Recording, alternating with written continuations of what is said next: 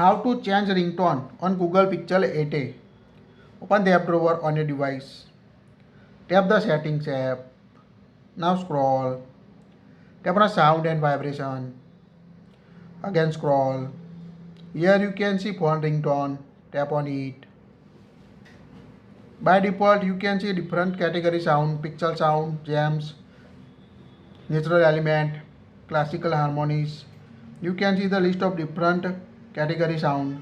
If you want to set a custom sound, tap on a my sounds.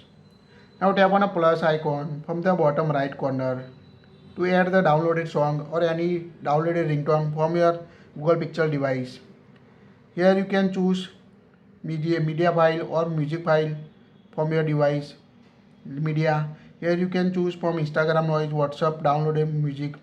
Just select the notification tone or a sound you want to set. When you select it, you can see that ringtone to add in this list. Just select the ringtone you want to set. Here we select this ringtone and tap on a save. Select the ringtone and tap on a save button at the top right corner to save the default ringtone on your Google Pixel 8a. So quite easy to set a custom ringtone on Google Pixel 8a. That's it. If you like it, share it.